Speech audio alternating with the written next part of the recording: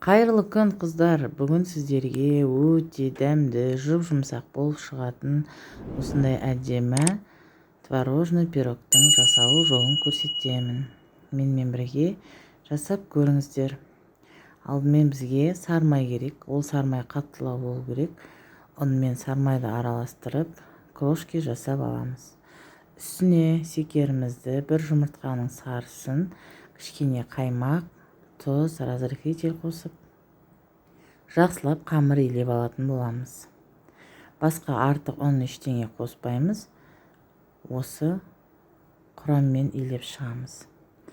Бізде жұмсақ қамыр шығады. Қамырды 15-20 минутқа холодильникке салып қоямыз. Енді ішіне салмасын дайындайтын боламын. Ол үшін бізге творог қажет болады. Үстіне секер, қаймақ, бір жұмыртқаның ақуызы, крахмал және 3 жұмыртқа қажет болады. Барлығын блендерде араластырып аламыз.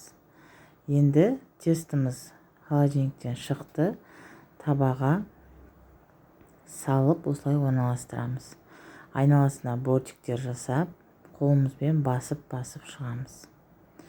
Және осылай шанышқымен тесіп шықтым. Үстіне массаны құйып, осылай шеттерін басып шықтым. Енді 180 градуста 50 минутқа духовкаға пісуге жібердім. Пирогым дайын болып шықты. Қазір сіздерге кесілген түрін көрсетемін.